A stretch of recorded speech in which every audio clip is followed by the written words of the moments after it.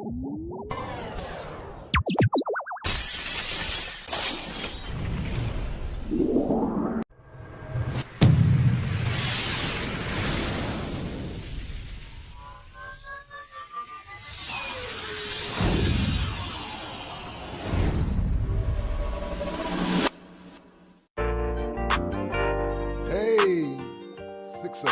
love, and peace. Get peace, love, community, Hey, everybody. Hey, we got something to say. Listen. Hey, we got something to say. Hey. Reach one, teach one, community strong. Hey, we got something to say. Hey, we got something to say. Hey, better get off the couch. Reach one, teach one, community strong. Welcome to the show. We about to drop some knowledge. The Mr. Howard Sanders with the brother Coach Obesi. Superheroes, conversation about the real. They try to keep it clean, but let's express how you feel. Good spirits, good vibe, no hatred or no hate. We all in the same gang, gonna change a better day. The prophet of the truth, initials POT. No price tags on this knowledge, you can get it for the free. Reach one, teach one, the old and the young. We got it by the spirits with the power of the tongue. I'm on the inside looking out, they on the outside looking in. Keep it cordial, don't export it. Call them family, call them friends. You pursue it, you can do it, show love, count your blessings. Life is hard, but it's fair, and it comes with some lessons. Mental power for an hour, plus some knowledge come to college. Important people, different topics, not that daily garbage gossip.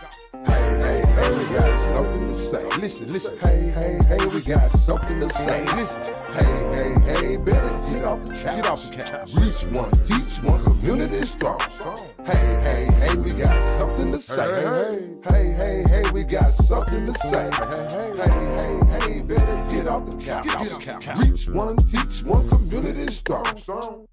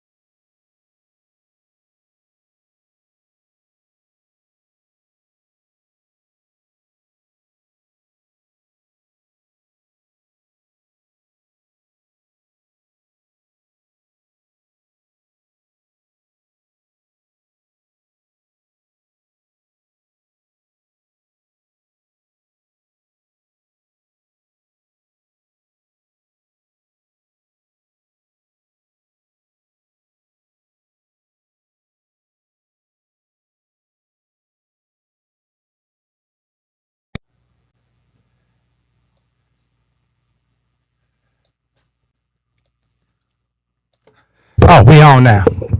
Man, I swear. This thing keep teaching me no matter how prepared you are. Let's talk about adversity. Okay. Let's talk about adversity. Oh, let's talk about that. Let's talk about that. Let's speak on. You hear me? I wanted to cut. I really want to cuss, but we ain't gonna do it. Let's talk about adversity. What is your idea? What is your ideology of adversity? Did you experience some adversity this week? This week, I'm sure I have. But adversity, just period. I just feel like that's just a part of life almost. I mean, if adversity had a picture in the dictionary, I probably it'd be me.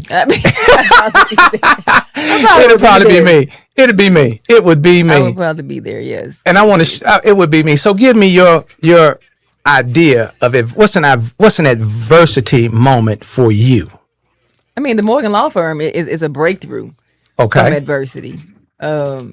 And we could just talk about just how we get here, right? Okay, let's talk about how we got here.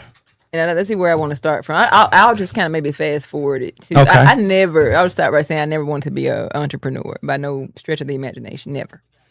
I always wanted to do, maybe federal public defender at best and teaching part-time at a school or college. But like adversity changes your direction, right? Okay. Sometimes you think you are going to go in a certain direction, and then adversity will cause you to take a different path. Okay. Whether that be permanently or temporary. But so I'll say this path that I'm on now is so freeing. I can say probably in 2018 I'll start there. And I started to experience adversity, and part of it was politics. We talked about that before. Yes, ma'am.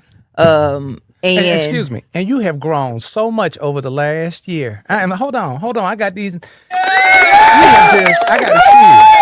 This lady got a law firm going, which it was inevitable. This lady got, can I tell them about the other thing you got going? She got real estate going on. You're a professor too at one of our institutions. I am. She's a professor. And most of all, she's a parent. Yes. A mentor. Yes. So I just want to say thank you so much for not lying in it. May you proceed? Please proceed, madam. Please proceed. I mean, this is the part. As I go throughout the days in this last year, like you say, in these few last months, it's like, dang, you came out of that. You know what I mean? But that it was when I came and sat on this couch. No. When you came and sat at the table, that's when we started out together. Right, but I'm saying when we came back when right I'm after getting that. Another chill. Yes, and we came back after. I mean, y'all, it has been a very. I had forgot how my backyard looked. That is how, because I had been back there. No, because that is how zoned in I was on the adversity that I was facing the last 2 years. And when you're in survival mode like that, right? And when you're so into something, it's the little things you don't even notice. And when you come out of there and you're like, oh, okay, there's dust on this mirror. I didn't even know. You know what I mean? For the past year. Yeah, exactly. And it's like, oh, I got time now to take this dust. But I never even thought of the dust before. You know what I mean? So when you have time to think of the dust, you're like, okay, I'm coming out of that mode. But anyway, back to 2018. So, I remember, when I first jumped into politics, and that's really where I feel like the adversity started for me in terms of career-wise. That's when God put his finger on it. Yeah, and so that's another reason when he put his finger on it. And I just really didn't understand, because I chose the job that's on the bottom of the totem pole when it comes to law, right? I chose to be a public defender, and so there shouldn't be any adversity. You would think, right? Nobody's clawing for this job. Right. But nonetheless, though, I found myself like being looked over for opportunities to proceed. Like for example, there were different courts. There was the lower court where we were doing misdemeanors and initial appearances, and other attorneys were being moved to the trial courts, and it's like I'm steadily being looked over for moving to the trial court. So then, in that adversity, I said, okay, since I'm stuck here at this level, let me make the best of it, and so let me treat this as a trial. And so I got amazing. My cross-examination skills were born there, right? When it comes to being comfortable with law enforcement, it was born there. And then once I left there, I became a police attorney. Crazy, because I was always defense. So when I got on the police side, it was, again, another door that opened. It came from adversity, because I never would have chosen it on my own. But once I did it, it was an elevation there, because like I said all the time, I wrote the police department body camera policy. We didn't have body cameras in JPD in 2019 until the policy that I wrote was approved and we got it. And so again, that created relationships there. But then even still, when I got moved from there to prosecution, something I would have never did. But again, adversity put me in this position, right? Let me be a prosecutor. Because you're making it seem like it just happened day after day after day. No, this is What's years. over a period of how many years? So this years? is from 2018. No, I became a public defender in 2015. Okay. So from 2015 to 2018, I'm stuck doing the same type of courtroom, not advancing like other attorneys are advancing to trial court. So for 3 years, I'm doing preliminary hearings day in and day out in county court. So now I've become an expert in preliminary hearings at this point, and I'm doing my own investigation, all of that. So all of the grunt work in the building was done there. And so then from 2018 to 2019, I'm doing police work, ordering the machines and guns and all the equipment, the real-time crimes and all the things. That's got something to do with law? Yeah, because now I'm a police attorney, and it's and so now you're getting that side of it, right? Okay, so you're being poured into. Not necessarily in the courtroom, but now you're getting to understand the law enforcement side of life, right? Okay. Which still adds to you as a defense attorney. You see, I'm shaking my head. Damn, they just don't know who walking in the building. And so you're steadily pushing me around. It's like you think that you're harming me, but it's actually working for me. And so then you move me into prosecution. Like I never would have done it because I'm such a diehard defense attorney. And so I become a prosecutor for 6 years. And I'm there, and now I understand how this side of things work, right? Okay. And I'm here, and I'm learning, once again, how to think quickly on my feet, because now I'm having trials Monday, Wednesday, and Friday, sometimes 25 trials set at a time. Wait. How many trials? Like 25 on the docket. And some of them obviously are continuing, but we're going to at least have 3 or 4. Wow. Monday, Wednesday, and Friday. Okay. And Tuesdays and Thursdays, you got initial appearance. Every crime that's happening in Jackson is coming through this courtroom.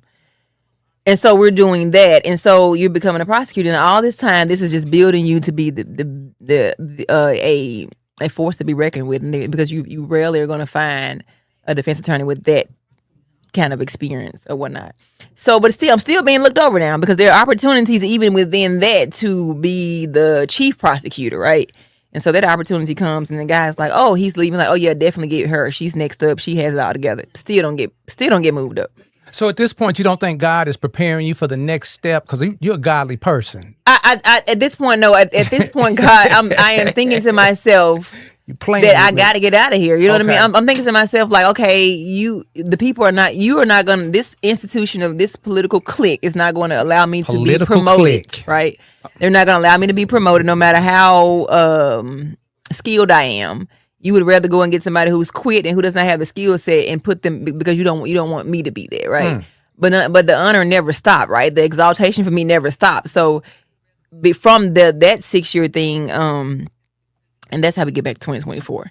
And so now I'm like, you know what? I am going to run for office, because I'm going to leave the political clique, and I'm going to go to the community, and I'm going to allow the people to promote me, right? And so I go out and I put all my eggs in one basket. You know this, Howard. And so I, take down. You have a one basket, right? What now? At this point, and at first I was like, you know what? I resigned, because again the politics were still happening, right? Right. So I said, you know what? I have savings. Okay. I'm gonna rather than being here from 8 to 5 and have my neck on a swivel, right, trying to see what you're doing or not doing, trying to sabotage me. I'm just gonna resign and run full time, right? So from 8 to 5, I'm knocking on doors, doing a thing, going to my savings. Let me. How important is it to save whatever we receive? How important? What role did that play in saving? Because it's a rainy day fund, right? Okay. Just being able to, their freedom to walk away. Okay. You know what I mean? We call that like, that FU money. Yeah, exactly. I was like, you know what?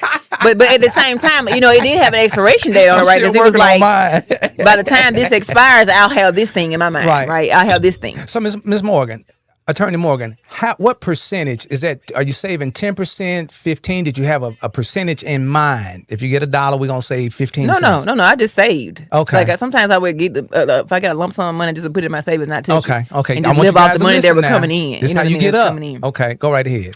And so when I went to the people, and the people obviously promoted me. They did. November 5th, 2024. They did. What people in particular? The people, ward, South Jackson, West Jackson, promoted me by the thousands. Okay. November 5th, 2024. So I'm like, yeah, I see you, God. Like, I told you to multiply what I had in my hand, right?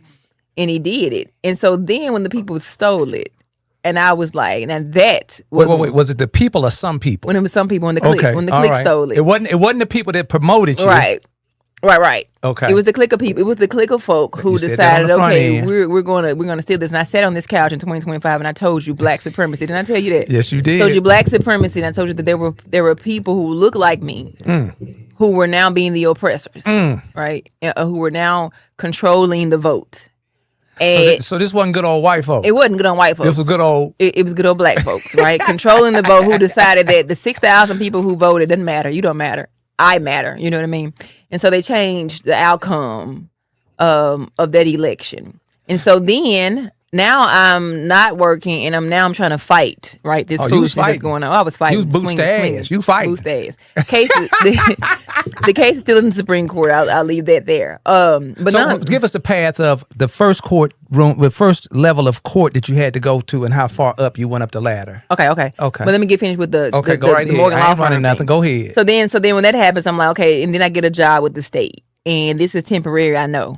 Right, because I understand what I'm amongst, right? Okay. And so as I'm in here, the Lord tells me, "Come from among them," you know, and my head is on a swivel, right? Because I'm watching you sabotage, I'm watching you block opportunities once again. I'm like, this is the same motive that's been going on for the last few years, and so the Lord said, "Come from among them." And so he was like, "You are the employer. You no longer have to to deal." And so when he said that, and it was so clear, and there was so much peace, and there was no savings at this point, right? There was no savings at this point. No, there was literally like obedience. It was obedience. Release. It was a release. Okay. And he was like, "Walk away." And the moment that I walked away, the floodgates opened up. Now, so March 7th is when I told the world, "Hey, the Morgan Law Firm is here. Here, reach me from this number." And really went out there. And I've always been word of mouth type, part time.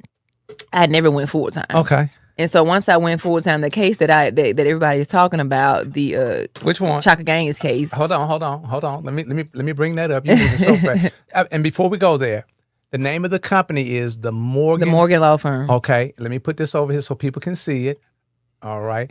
Is there a contact number to get in contact with the Morgan Law Firm? Yes, 769-218-8677, or my email, themorganlawfirmllc@gmail.com. Okay, my listening audience and my viewing audience, we don't normally listen the first time, so hit me again with it. Phone number 769-218-8677, primarily criminal defense. Every now and again, we'll touch. This morning I was at an education hearing. Personal injury, some 18-wheelers, but my expertise is in criminal defense. Ooh, wait, because you've been prepared. Now, let me ask, why do we have the boxing gloves on the end of the F? Because I'm a fighter. I'm not going in here playing with these people. I'm not going in here playing with these people. Okay, so now we're going to pull up the case. And is there a social media page that they can follow you on? Other than my Facebook, Bridget M. Morgan. Okay, I do not have a firm page. Okay. Bridget M. Morgan on TikTok. Okay. Elect Morgan for Judge on Instagram. And that's it. Okay. All right. So let's go over here. Is this the right? It is. Okay, hold on. Let's go right here. Former, and you know what? These people were guilty as soon as I read it.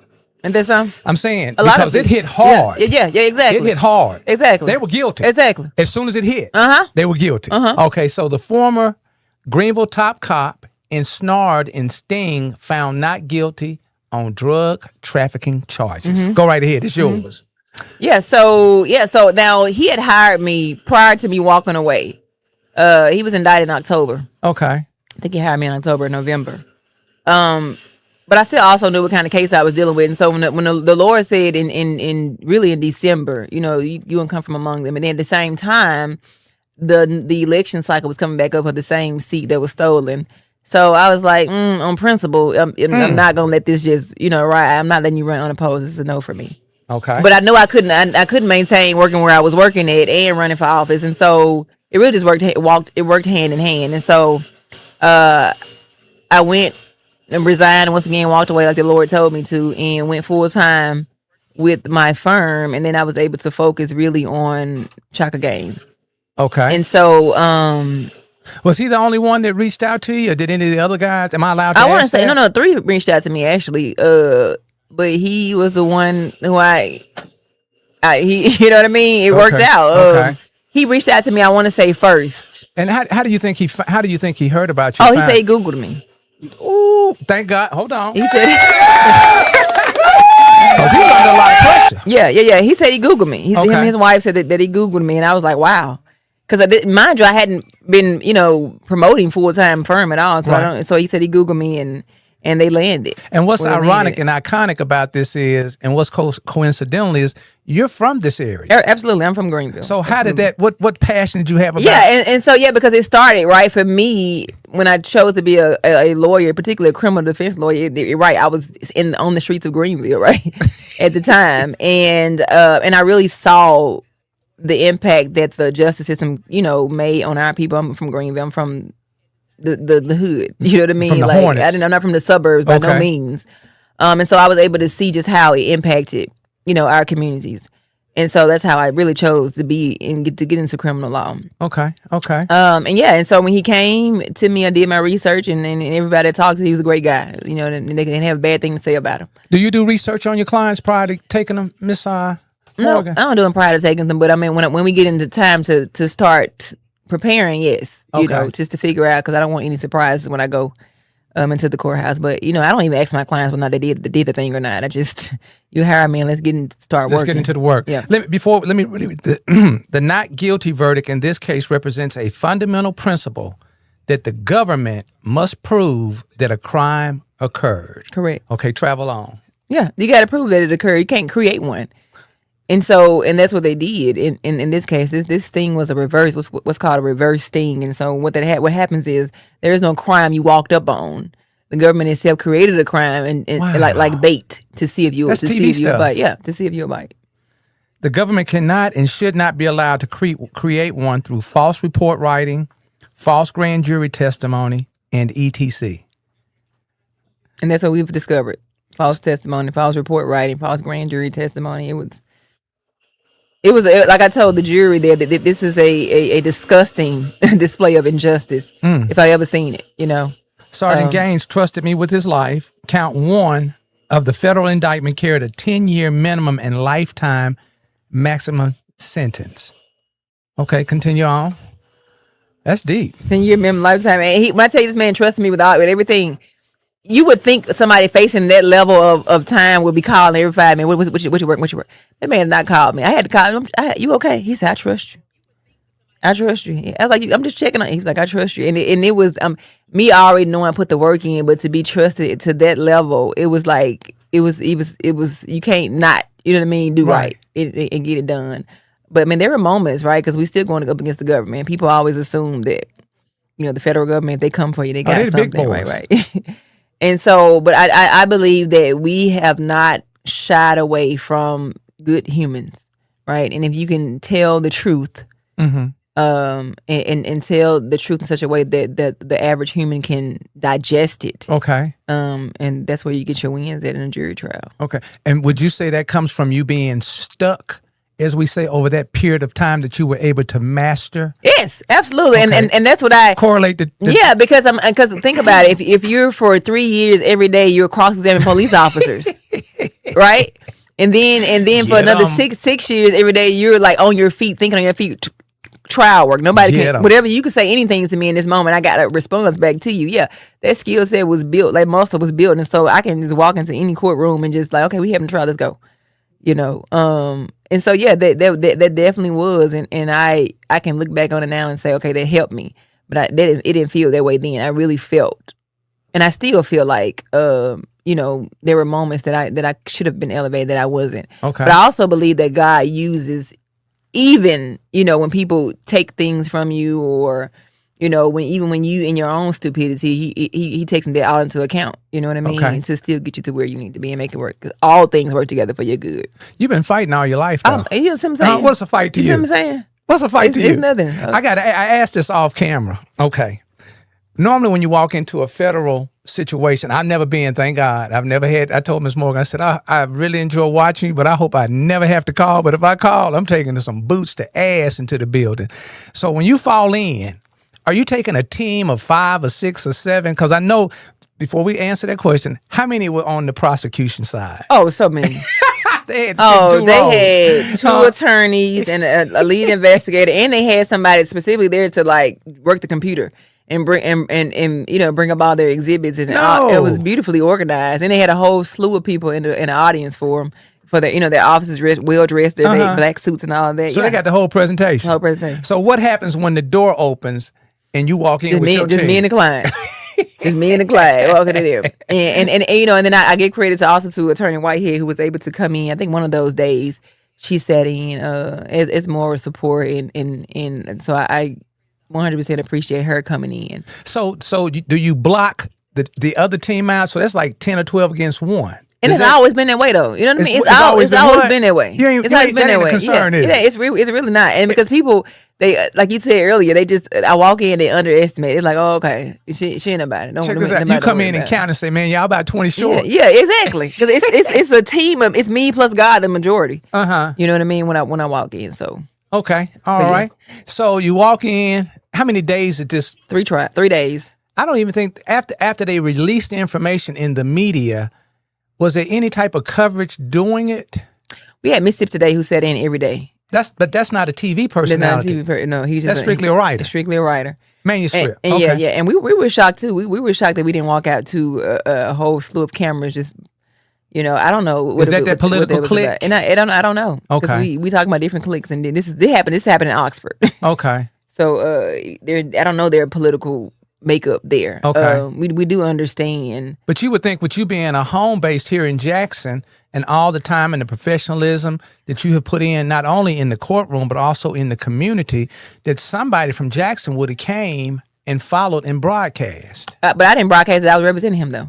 Say that again? I never broadcast that I represented him, no. But they knew, because I got it released here. I saw it here in the city through something. Oh, gotcha. Yeah, so why wouldn't our local follow a local on a major case like this in 2020? This was major. Yeah. How many counties did they snort? Was that 3 counties? I want to say it's about 3: Greenville, Sunflower, and I want to say Lee. Washington. Was there Sequina, Holmes, or Sharkey? I can't remember. But it was 3 or 4 counties. But they're in Delta, though. They were all in the Delta. Okay. Wow. Give them that number again, because somebody out there sitting on the edge because they don't have a Bridget Morgan in their phone. 769-218-8677. Okay. Now, I noticed in this article, there's a name that continuously comes up, and I'm not going to call his name out. The sting operation that ensnared Gaines, what does it mean when they say ensnared? E-N-S- Caught him up, and it tangled him up. Was part of a federal crackdown on alleged law enforcement assisted drug trafficking in the Mississippi Delta. And this didn't scare you off. She argued, Morgan referred to the government's case against Gaines, as a disgusting example of injustice and clickbait in her opening argument on Monday. You mind revisiting that? That's a powerful statement by an African American female in a courtroom up in Oxford. Go right ahead. I never realized the magnitude of it all until people started talking about it afterward, because you literally just walk in and you just went off. You come outside of yourself, right? But that's what it was. I knew that the prosecution was going to come and say, "Oh, this is a terrible cop," and they were going to say all the things. And it was like, I'm not going to throw punches back at you about this. What I'm going to tell you is this is clickbait. And once we went through and that's what I started out with. I stood up, and it's funny now, but I stood up and I walked to the jury box and I said, and they were just waiting. I gave it a moment because we learned this, and I went to actually a trial advocacy school for 3 years after I finished law school. Okay. But we learned a thing about commanding the room. And so you always, when you get up and you walk, you just get quiet. Mm-hmm. Don't let the silence be awkward. When people is quiet, people start looking like, okay, what's going on? And so they're looking, and now all eyes are on me, and I say, clickbait. And they look, and I say, clickbait. I said, we've all done it before, right? You click on something and you assume the headline is what it is, and you click on it for more, right? Wow. And then when you click on it, you realize it was just that. Clickbait. We've all been, victims of it. And they of course, they can relate to that. Right, I clicked on something before. Right. And it's not what it is. And I said, you're not going to hear about any of this. Like, this was a headline. There is no cartel. There is no crack cocaine. There is no agreement. There is none of that. And I sat down. I made it real simple and clear. This is just click. This is what it is. And so now, in their minds, they have the prosecution saying this is such a terrible person, and then you have me saying, "Oh, it's just clickbait." And so now they're sitting here and they're waiting for the evidence to be presented from the stand to say, "Okay, they said this, but is it really this?" Right. And so now you're listening for, is it really that? Do you remember the makeup of the jurors? Yeah, I think how many men? Just a guesstimation. 3, maybe 4, 4. 5, maybe 4. 4. How many women? The other was 8. It would have to be 8 women. Okay. It would have to be 8 women. How many black people? It may have been 7. Okay, people. And the others were white. Or we had white. We had different ones. I think we had like an Asian person on the. Okay. Yeah, we had different. It was a good makeup. Was it upper income, middle income, low income, a little bit of everything? I'm not sure. I didn't look at their income. Okay. Yeah. All right. She argued the government's case sounded more real than it was. There was no cocaine used in the alleged drug run. The Mexican drug cartel member was an undercover FBI agent who had never met my client before. No, he literally said, "I never met the guy. I don't know anything about him." And I asked him. I said, "What?" I said, "So you weren't briefed on any of this before?" He said, "No." No. And like that moment, in the moment that he took the stand was when the first time he heard and saw my guy for the first time. I'm like, you literally indicted him and said that he met the cartel, worked for him. No, I kid you not. Hey, they might have came in there thinking they was gonna play, but after you did what you, hey man, y'all on y'all's own. Yeah, he did. He was a very credible witness. He was the only witness really that took a stand for the government that was truthful. Wow. I'll be honest with you. Yeah. And the rest of them kind of held on to the facade. Yep. The drug run that Gaines was accused of attempting to aid and abet was part of a sting operation that federal prosecutors set up with the help of Fred Hood. Is it okay if we call that out? I mean, it's in the newspaper. Okay, So, local drug dealer turned government informant. Morgan argued there was no clear agreement between Gaines and Hood to help transport cocaine or other illegal narcotics. It's on you. None.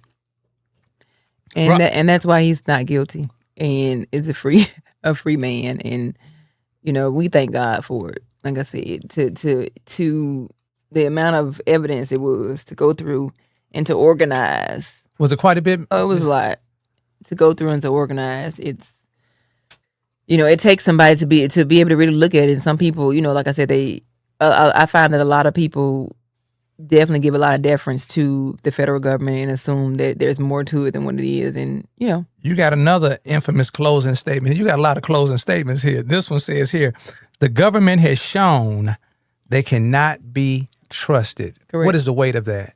It was heavy because at this time we had already impeached the lead investigator. Wait. You impeached him during the trial? Yes. What does impeaching? Impeach means that the officer has now, or whoever took the stand has now been untruthful under oath.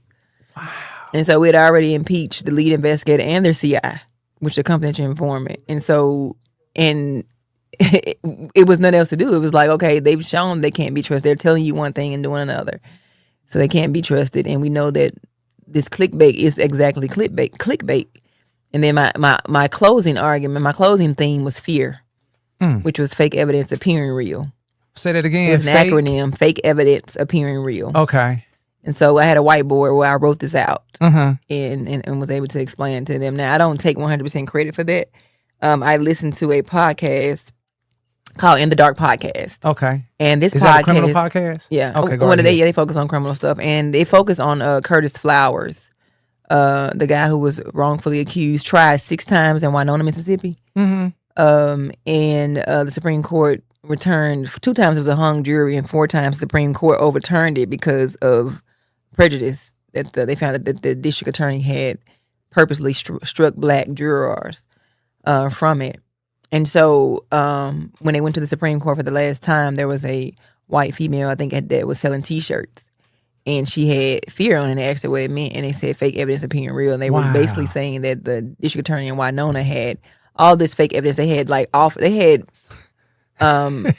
convicted felons literally lying and saying that he had told them something in prison. And then the felons came back. And they did so much research. These are non-lawyers who decided they were going to spend 2 years. They came from up north, spent 2 years living in Winona to talk to all these witnesses and all the people.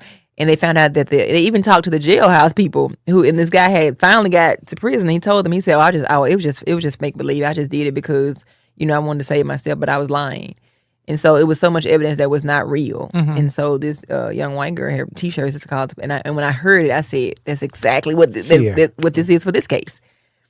And so fake evidence appearing real. Mm-hmm. In his closing arguments, Mims pleaded with the jury. Do you recall what his pleading looked like? Oh, what was interesting though? What was interesting to me in this case is when I did my, I didn't get the latest. Oh no, I will say that in the closing, when I was closing, the two AUSAs actually got a chair and sat down with the jurors on the side and it watched me. No, they didn't. Do my closing. So did he close before you did it? So they split it. Okay. So it sandwiched it basically. So I was in the middle. They did the first. The guy did the first 27 minutes maybe. It took him 27 minutes. They gave us 30 minutes, I believe. Okay. So he did the first 27 minutes. I did 30, and they gave the other guy the last 3 minutes. Okay. So you get 30 minutes to do your close? Okay. In the closing arguments, Mims pleaded with the jury to consider the implications of acquitting Gaines. What does that mean, acquitting Gaines? Acquitting, basically. Oh, yeah, they were saying that they would be doing the wrong thing if they found him not guilty. Okay. Who he frequently referred to as a dirty cop. Voicing, making known objections from Morgan. Oh yeah, every time, because there was no proof of this, and see what they were trying to do. If you're a trial attorney, you understand that when somebody tries to characterize your client, they're trying to get you to respond so that the character door can be open, and now you're arguing about character. But I never took the bait though. Yeah, you just swam past that hook. Yeah.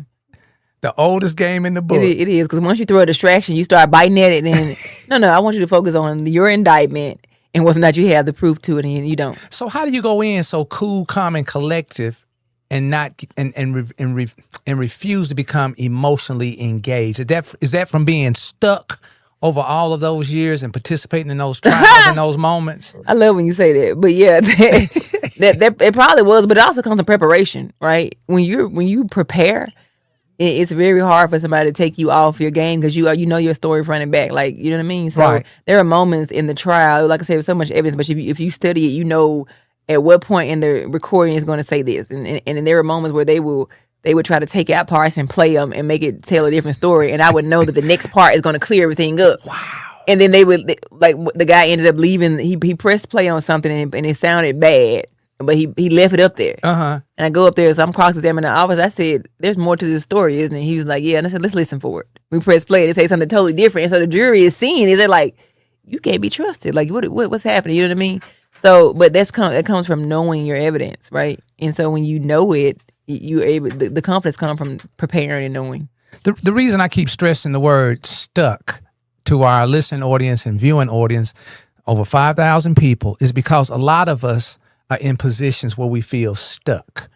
And listening to your story, listening to the journey, listening to you peeling back the onion, all we got to do is just continue to work forward and master. Continue. And this is what I tell people all the time. And even when they were doing that, as frustrating as it was, and I would definitely call people and vent. I had to vent by 5 people, then I finally get over it.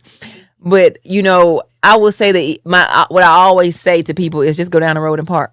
Wait. Just go down the road. Go down the road and park. Go down the road. Just go down the road and park. And park. And what does that look like when you say go down the road? When you go down the road and park, the day gonna come for whoever, whatever they did to you. If there's no point in you carrying on, just go down the road and park. When you go down the road and you just stand still and just watch it. And it has never failed me. Everybody who has crossed me in any kind of way, and I've not asked you to do so, done nothing to warrant it. The Lord allows me to see, the karma, the downfall, whatever the case may be. But just go down the road and park and keep doing the right thing, y'all. Like, at the end of the day, what people can't take away from me is my integrity, is my reputation, right? And no matter how stuck I may have been, I have still been the same person in every room. Right. In every room. And so people can say, well, I know if she shows up, it's gonna get X, Y, and Z. I know I can trust her in that. And you can't redo your reputation, right? So no matter how people try to do you wrong, don't try to meet them there. Stay who you are. So when you change rooms, you don't change, right? So go down the road and park.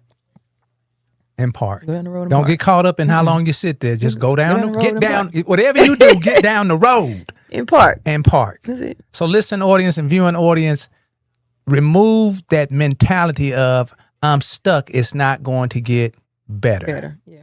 Because it does. And let me tell you, I'm talking to you now on the other side of through, right? I'm on the other side of on through. On the other side of what? Through. So in them 7 years, in them 8 years, you tell somebody you got 8 years and then you're gonna see what you need to see. Who gonna want to hear you say that? No. Is that what that faith? What is your faith? What is your definition of faith? Faith, not hope, but faith. Faith is just believing that it's all gonna work out. That it has to be something bigger than this. Like that God is bigger than whatever it is. And I learned that the first time I experienced faith, I was 18 years old. And I was praying for a car. Mm-hmm. And I had first run across Matthew 7:7 that said, keep on praying, you'll be given what you ask for, right? So I went into the dealership and I was making $6.50 an hour at New York and Company. No, it was called Learners. You never made no $6.50. It was called Learners. Then you remember Learners? I remember. And Learners. It was in North Park Mall. And so I remember maybe it may have been the summer of my freshman year, but I was in college. Mm-hmm. And I remember working at New York and Company. I was making $6.50 an hour, and I come back home to Greenwood. We had England Motor Company. And I wanted this Honda Accord. It's 02 Honda Accord, y'all. It was black. It had the wood grain on the little on the little handle of the door. And I went in, and the guy said that the note was $400 and some dollars. Now, y'all, I'm making $6.50 an hour. I don't know how much that check You was. ain't never made no $6.50 an hour. I don't believe that. And I said, man, I can't afford that. And so I walked out. And I walked out, but guess what? Every time I thought about it, I told the Lord, I said, every time I think about that car, I'm going to say, you said keep on asking them, and you're going to give it to me. So I said, Lord, please let me get this car. Please let me get this Honda Accord. Please, the 2200 Accord. Please let me afford it. And out of nowhere, finally, a couple of days later, the man called me and said, Bridget. And I was like, yeah. He said, you can come get your car. Wait, hold on. Let me get back over into the mic. After how long? About a couple of days. And the salesman said, you can, Bridget. And I said, huh? He said, you can come get your car. And I said, for real? He's like, yeah. So I walk in, he had took a note from like $400, like $362.29. Was that within your range for the $650? Yeah, it was gonna at least make. It was doable for me at that time. Okay. And so he put them keys in my. I think my stepdad may have co-signed. I can't remember, but nonetheless, he put them keys in my hand. That car was mine. I knew, and that was my first experience. It was like keep saying Matthew 7:7, and of course that was the faith. And of course, you know, that's a baby faith, right? Okay. Because as you get more into it, then you know the Lord requires more of you. Not just reciting that now you got to go fast, you know what I mean, for the next thing or whatever. And so it's just growing up in your faith, and just believing that God is bigger. And the next one was when I took the bar exam. I was studying for the bar exam, and I'm like, this is a lot of information, and you don't know how it's gonna come, right? You just know you just got to study it. You don't know how the question's gonna come. And I went to school in Louisiana, but I'm taking Mississippi bar exam. Wait, you went to school in Louisiana, right? So I've learned Louisiana law and their way of doing it, not Mississippi's. So I taught myself Mississippi law for the 2 months with a 7-month-old baby. Wow. And so, and I'm studying for this thing, and then finally I was like, God, God is bigger than this exam. Like, you bigger than we're finna grade these papers. You know, and that's when the anxiety kind of dropped from me or whatever. And I went in there and took the test, and I passed the first time. But that was me just, again, as faith. It was just like, okay, God, you bigger than this. So anytime I get extremely overwhelmed, I'm like, okay, God, you bigger than these people. You bigger than this political clique, right? You bigger than this and bigger than that, and keep going. Well, you stay grounded. I got a little something here. I want to say, God put that dream in your heart for a reason. What dream did he put in your, what is one of many dreams that he put in your heart? And justice, man. I just know that I was put here to like even the scales of justice.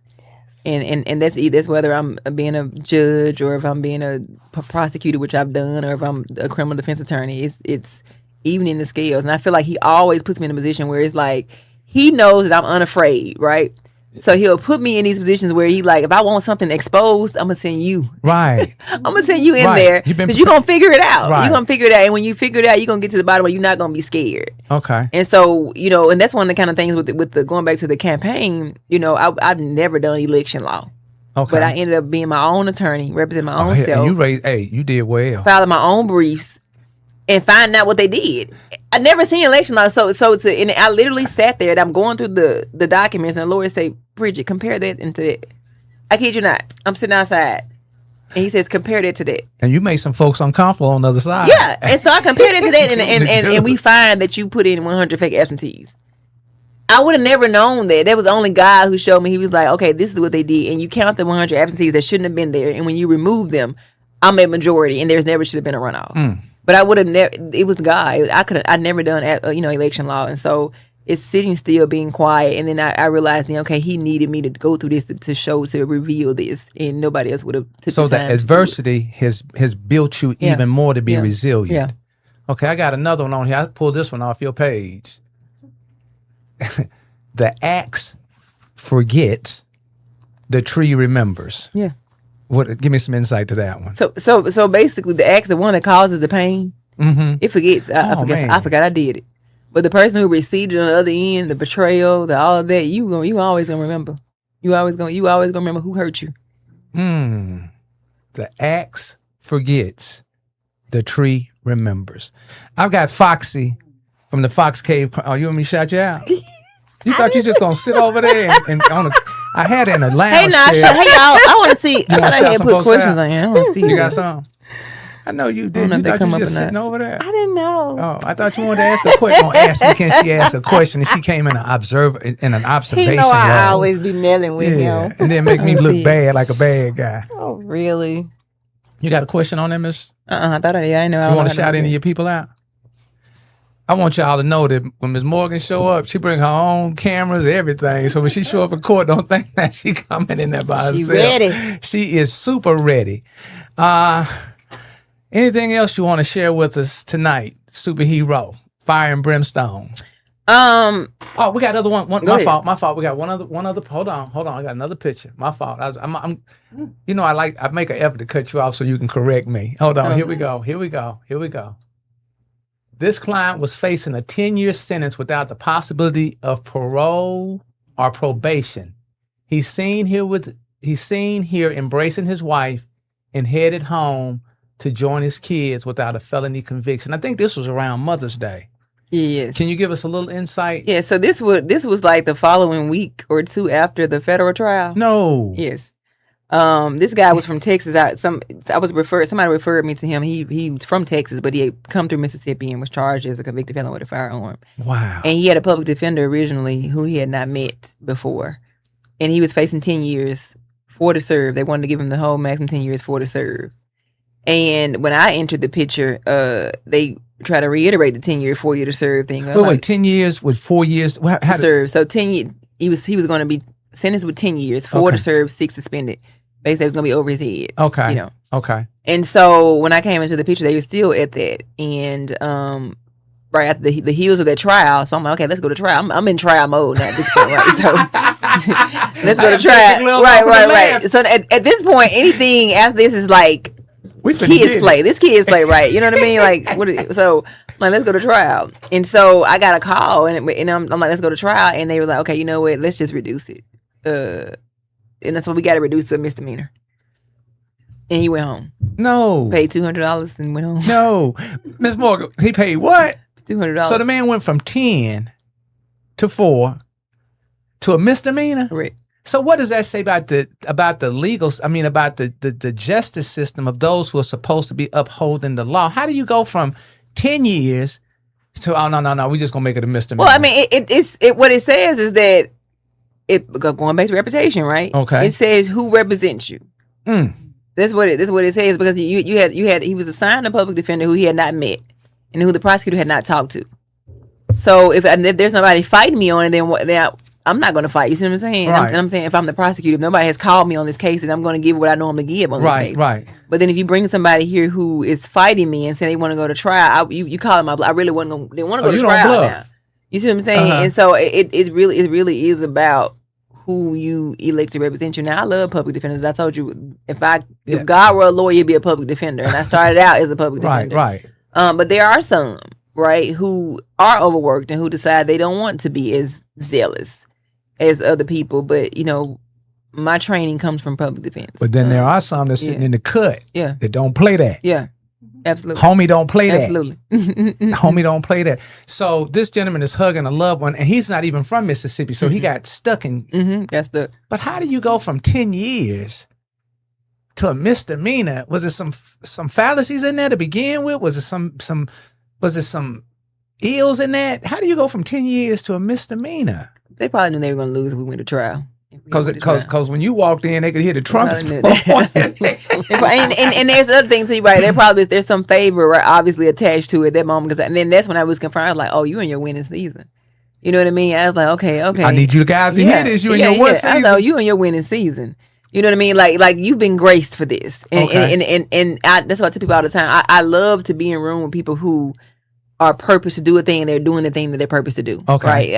And I always use Steph Curry, for example. Steph Curry was purpose to do basketball, and you can see just how easy it is for him to shoot a three. Okay. That's glory. And he has one of the ugliest. He has an ugly shot coming out of college. They said he wasn't gonna make it. Right. And so that's glory. You know what I mean? And so when and here's the thing, y'all just not hearing about it on the news, right? I've always been this lawyer, right? I was this lawyer and JPD will tell you, like, when as a public defender, I worked just as hard. Okay. And I did all the work the same way. Right. And so it was already a reputation of, okay, we're not surprised. Y'all just finding out about who this person is. But like I said, people who were trying to keep you stuck and not want nobody to know who you are, what you were doing, then it seemed like, You know what I mean? And so they was building a monster. Yeah, absolutely. A beast. They made a monster out of They me. made a monster. They really did. Yeah. They really did. You know, the trials and tribulations make me dig in. Right, exactly. You made me this. You made me this. Now get some of this. Come on now. Miss Fox, you said you had a question, and you've been over there, you know, you got a question? I was just asking, could we ask questions? Well, you got time to ask one. You want to ask one? If you don't do nothing but ask her what her telephone number is. I want to ask you this. Okay. I got Foxy from the Fox Cave Chronicles in here. My camera ain't work. Go right here, Foxy. Through this entire process. Which process? Yeah, which process? Oh my God. She go through many processes. I can't Which stand process? Okay. I know you said you went to school in Louisiana, and then you came here to Mississippi. You went to school here as well. With Jack State. Jack State, right? Okay. What made you have to go to school for two, like for Louisiana? Oh, and because Mississippi? you have to get an undergraduate degree before you go to law school. So I went to Jack State for criminal justice because, again, I knew I wanted to be a criminal lawyer. And so once you graduate with a 4-year degree, you got to go to law school for 3 years. And so at this time, there are no lawyers in my family. So how I get to Southern is I was in a hallway one day, and I was talking to Dr. Lackey, and I told him I wanted to be a lawyer. Dr. Lackey all over the campus. Exactly. And so there was matter of fact, I was actually looking at a what do y'all call it, piece of paper on the wall, like a flyer. And it said pre-law day for Southern University Law Center, February 5th, I believe it was, in 2010 maybe. Okay. Yep, 2010. And so I'm standing there looking at it. He's like, oh, you want to go to law school? And I'm like, yeah, I want to go to law school. He was like, oh, you want to go to Southern? I was like, yeah. He said, oh, hold on one minute, one second. He pulled out his phone. That man got some and hookup. called the lady. He got some connection. He's like, hey, I got somebody want to go to law school. Be looking out for it. Look out for application. Boom. Hung up the phone. He like, you took your application over there? I said, no, I'm working on it now, right? So I go and I send my application in, and then I made my screensaver on my computer Southern's webpage because I'm a matter of fact, I'm like this. I'm going to Southern at this point. Yes. And so I went to their pre-law day. February 5th, I drove by myself, and I'm not from Louisiana. No family there. And I go on campus, and it's like obviously it's Southern, y'all. So it's HBCU. And so we get in here, and this program starts, and I'm just enamored by Black people here with like suits on and just like, you know. And so then they got the criminal law professor to get up there, and he says, listen here, y'all, I'm supposed to come in here and get y'all to come to Southern. I'm just going to be honest with you. He said, if you don't eat, sleep, and breathe law, don't come here. Wow.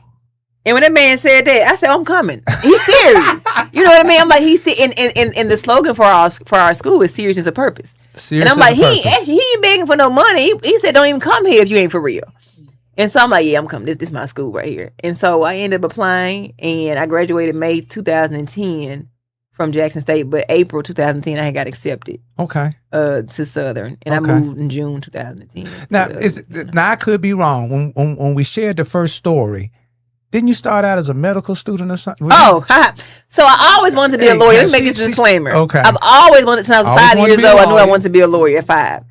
When I got to college, as I was getting to college, people were like, oh, it costs money to be a lawyer. Like, you got to be rich to be you can't, like, there's no loans for this. And so I believe the people, right? Okay. So I'm like, so I go into Jackson State majoring in criminal justice initially my freshman year. But then my freshman, probably first few months of the semester, then I changed it over to biology. Because I'm like, you know what? Let me go get a nursing program. Right. Nursing is only 1-2 years. Then I'm going to come back when I'm making money to get into law school. Okay. I'm going to pay my way through law school. That's why I'm thinking. So law school was a guided purpose. Yeah. And so I actually, at that point, I applied for the nursing program at Holmes. And I'm 17 years old at this point, going on 18. And I get in. And so it's a 1-year program. And I withdraw from Jackson State, leave my apartments. Now I don't got nowhere to stay because I got to stay with my friend now because I don't stay on campus anymore, so I can't stay in the Palisades. So I get in, y'all, and then we going into the next semester, which was going to be, my year was up, and the lady was like, okay, you got to pass fundamentals, which fundamentals is just like one of those basic things. We call them clay classes. Yeah, and so she said you got to get a 75 in order to move to the next semester. So I'm like, 75? I'm an A student. I'm an honor roll student. Like, what is a 75? That is beneath me, right? You're right. So I take the test, y'all, and everybody in line to come look at what they made. Right. And so it's my turn to get up there, and I look at it, and it's 74.9. I said, yes, I'm going to next semester. She said, I'm sorry, you didn't quite make it. 74.9, kid you now, I'm 18 years old. And I said, what do you mean I didn't quite make it? I'm like, that's a 75. She said, no, I'm sorry, we don't round. What? What? Oh my. Mind you, I done withdrew from school, y'all. I got nowhere to stay. And what do you mean you don't round? So y'all, I don't take no for an answer. So I get in my little Honda Accord. Got my Honda Accord I had prayed for. So I'm in the Honda Accord. And I go to Goodman because this is the main camp. I'm like, somebody finna tell me to tell this lady to make sure because what we doing? I ain't never missed a day at school. I'm not flunking nobody, no means. And so what do you mean? And so the people at Goodman was like, she has the discretion. What? And her name is Stephanie. And I don't know her lady's name, but she was a professor? Yes. And I'm the youngest person in the classroom. And so when she did that, I had no school, right? The semester had started. I got to wait now to wait until the school starts again. So I go and I start working at Walmart in Richland. And so I got 2 jobs. I'm working at Walmart in Richland in the evening, and I'm working at UMC from 5 to 2 a.m. and or whatever when I'm doing. And so why not get 2 jobs? I don't have no kids, 2 jobs or whatever. And so my friend let me stay on her couch. And so I sleep on her couch for the rest of the semester. And then when the new semester starts, I can re-enroll back in Jackson State, go back to criminal justice where I belong, and get back on the path to law school. I'm just listening to the story. I'm just listening. I'm listening to your journey, to your adventure. You've had many reasons and many excuses to say I quit. Correct. Why have you not given yourself a reason and an excuse to quit? Because I refuse to be in poverty. Like, poverty is traumatizing, and I've been there, done that, right? And so, I don't know. I don't know where it comes from, honestly. It has to be a God-given thing. Oh, you God's child. Yeah. Because, I have been exhausted now. I would tell you that there have been moments where I'm sitting at home, like you said, I'm tired. Like, at what point is it gonna be my turn? You know what I mean? Like, right. I'm instead of fighting away, and I get to the point now where I had stopped talking about the whole election thing because I didn't want to be branded as, oh, this is the girl who's crying about. You know when to see you know your timing is on time. Yeah, exactly. So it was just like I don't want to be a victim, but a victor, right? Yeah. So it's so many. And so. Like I said, after I talk about it 5 times and cry about it, I just move on to the next thing. And I don't know, strength comes from somewhere. I be shocked my own self sometimes. Like, God, girl, you ain't tired yet. Like, there are people that are listening and watching that are tired.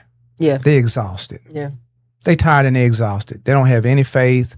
I don't even use the word hope, but they don't have any faith. What would you say to the other Bridget Morgans, to the other Brandon Morgans, to just people in general that are tired and they're exhausted?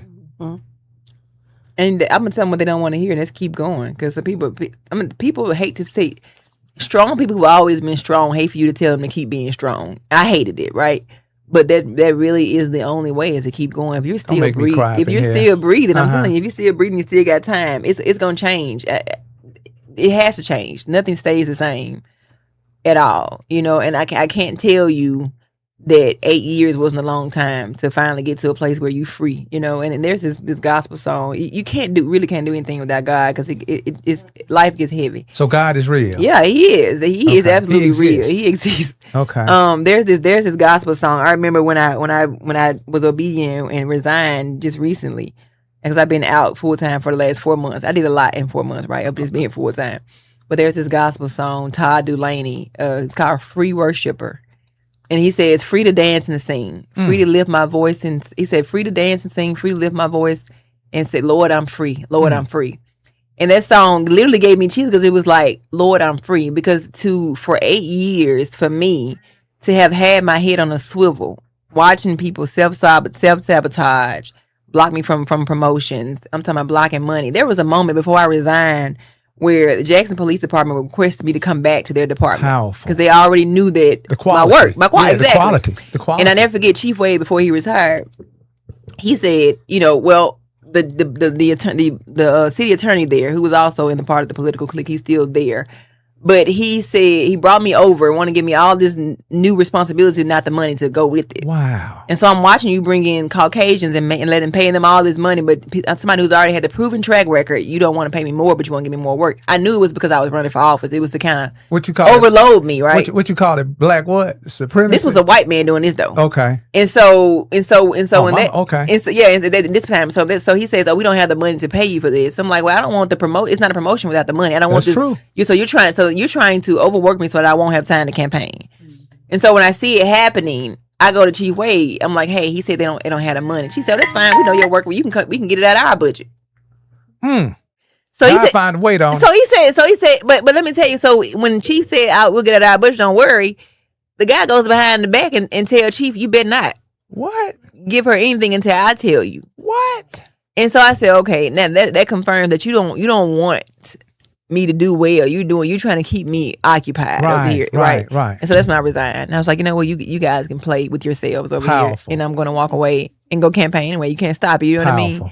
And so, and you still I don't know, y'all. It's just the way that the Lord just allows me to keep going, and it does feel like it's me and him, right? And you can't see nobody but me walking the room, right? But he always you walk in with an army of angels. He always telling me like what this person doing. Like he always gives me this insight of like what this person is doing, what this person like how this is going, and you're like, okay, I see what your next move is.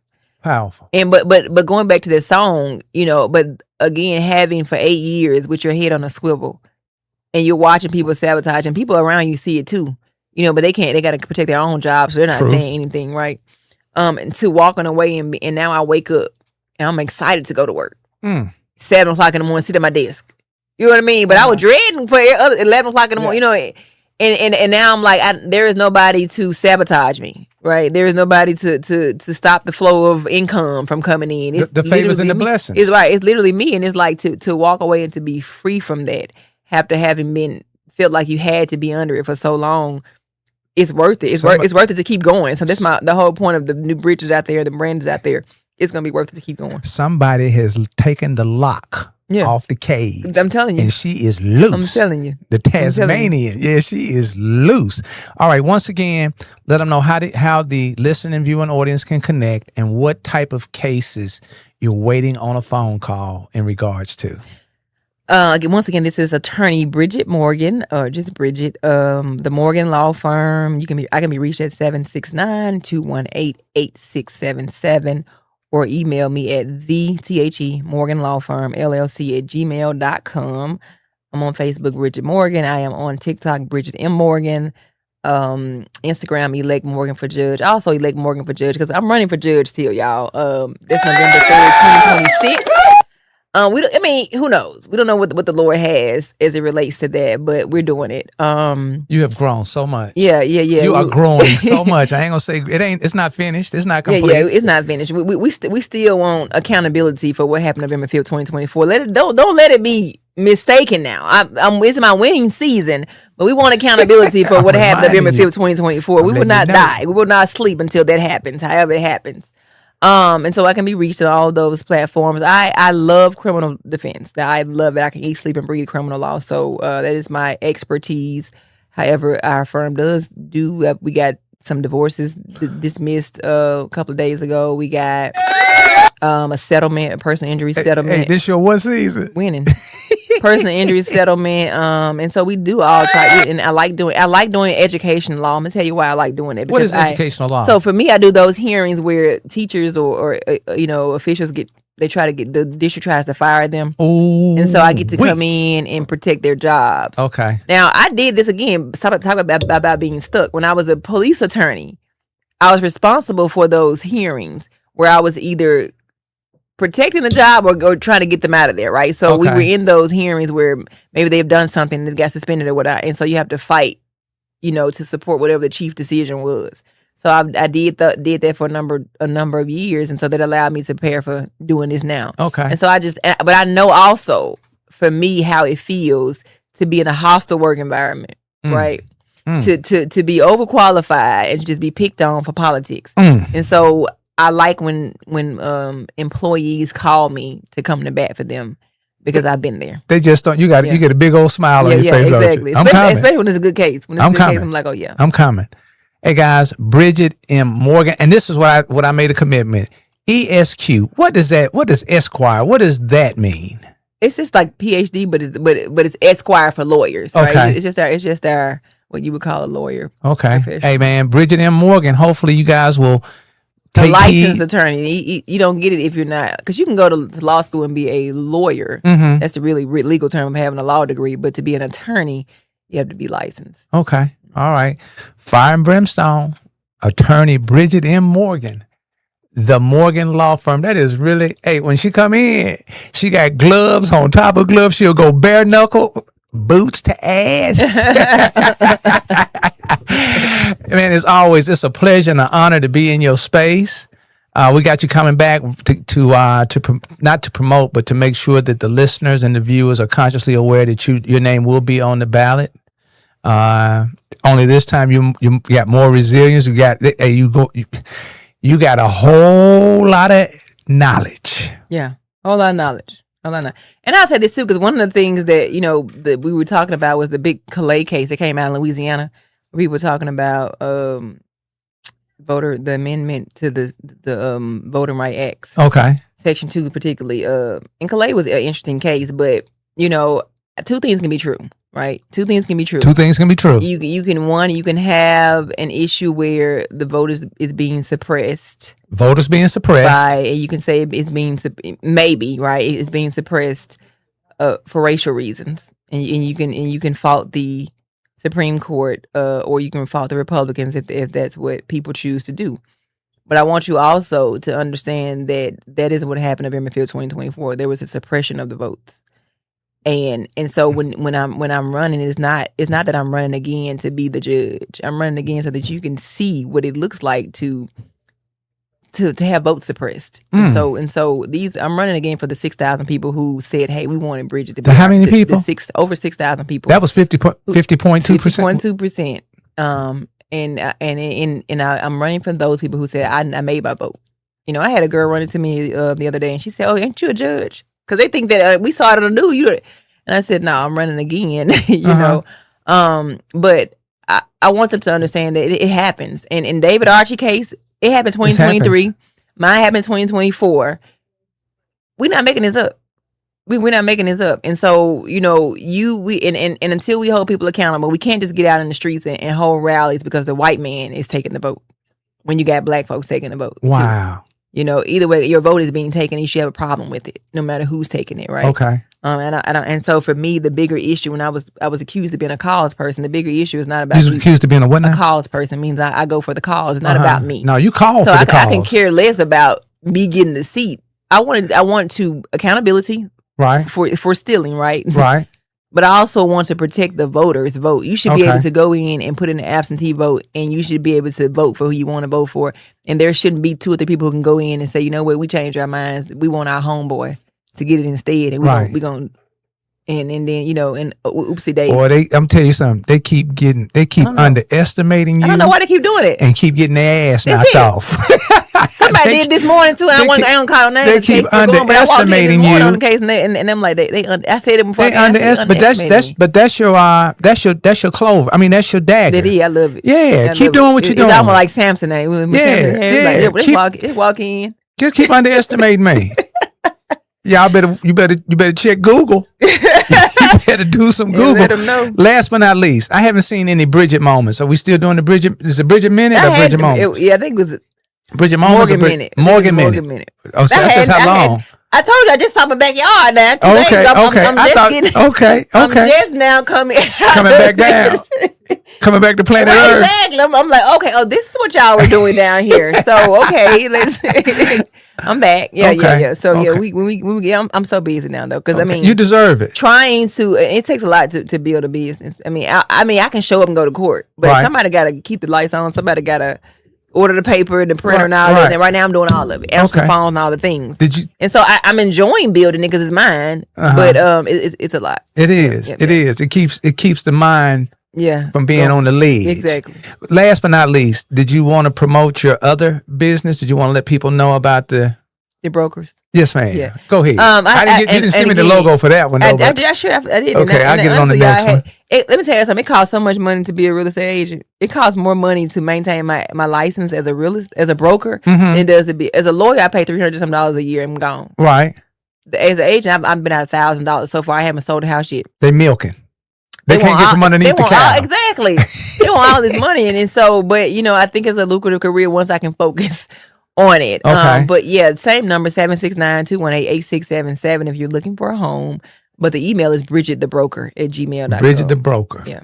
And what's the name of the company? Now, if you wouldn't ask me that, you wouldn't. Okay, well we'll have that on the next show. We got you coming back in a couple of months. Okay. Okay, man, it's always. But they changed the name of it. That's why I can't think of it. So you're working under somebody else? Yeah, because even though I'm a broker, I could work for myself, but I don't know. I don't have the knowledge for it yet. Okay. So I want to work under somebody until Okay. And what's the interest in being a realtor? I was going to retire from. They had beat me down so bad in 2024 that I was going to retire from law. Oh, you was going to leave it alone. Yes, I was going to give it away. It was just so much you corruption. You was going to give it away. I was in my quitting season. I told you still have those moments where you just say I want to give it up, and so I said I was going to retire from law altogether. I had seen so much corruption, and I wanted that can be a lot on a person, especially on a good person, on a good spirit. Go ahead. And so I said I'm just going to go in the houses. You can't be playing politics. What'd you say? Is everything in here dirty? Can I get a clean cup, a fork, a paper plate? Let me just sell a house. You know what I mean? It got to be easy. And that's how I get into that. And so I studied for the exam. Okay. And ended up passing it. And I passed it on the birthday of my godbrother. I told you my godbrother died September 24, 2011. And I know that he's my guardian angel. Okay. But I know that God allowed me to help save his soul before he went. Right. And because I took him to church that August. Right. And he was like, thank you so much. I mean, the Lord allowed him to visit me in my dream. But everything I've acquired that's big has happened on September 24th. Wow. And so he passed September 24, 2011, September 24, 2012. I had my son. Well, he was supposed to be due 24, but he came on the 20th. I bought my house September 24th. I was sworn in as an attorney September 24th. And so like literally, and then I got the broker's exam on the 24th. So when that day comes, I already either something big gonna happen, right? And so yeah, I got that license in there. And I was intending to retire from law. But here I am back. So we're not going to fool you guys. Everything isn't just a rose garden. Oh, it's not. But it's well worth it when you pull one. Yep, it's not. All right. Bridgette M. Morgan, the Morgan Law Firm. And the office is open? The office is open. Y'all make the phone ring this week. Don't make it ring too much. Don't make it ring too much. Y'all already want me out. Don't make it ring too much. And we want to thank each and every one of you all for connecting with us. It's always a pleasure to have our superhero. She'll be back to share the movement and the plan and the activity and the action. Yeah, that's you tearing up shit in here, Miss Fox. God dog it. Can't be still, boy. All right. But it's a pleasure to have Miss Foxy. Miss Foxy brought a friend, a future podcaster, a future pod conversationist. I want to thank you so much for connecting with us tonight. Look forward to having you back. The doors are always open. Make sure Foxy don't come with you. You can come by yourself because she tear up some stuff. She tear up her own. Foxy, what night is your show?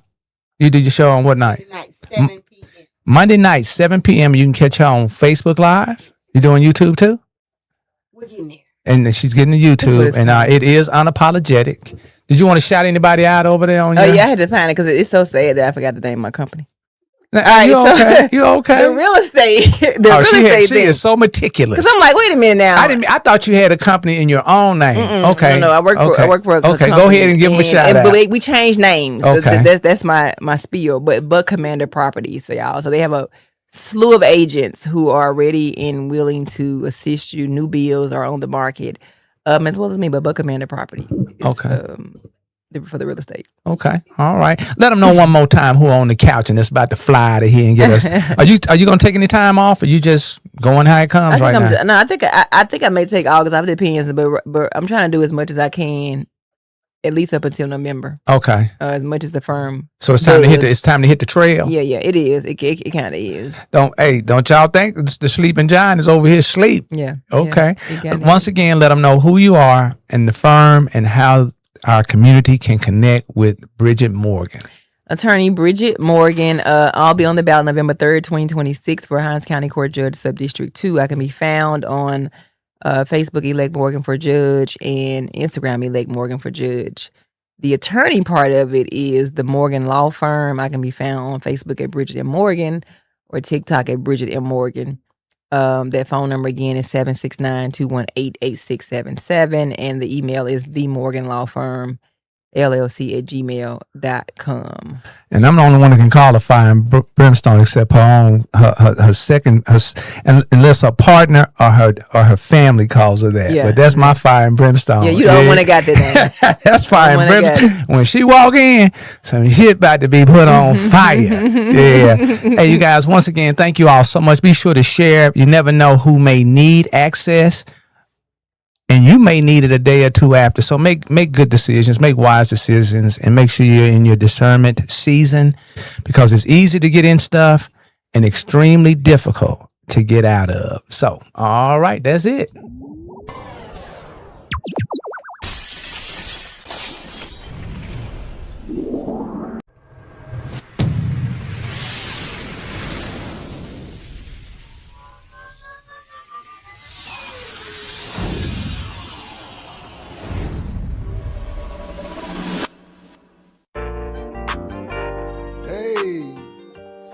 Unity, love, and peace.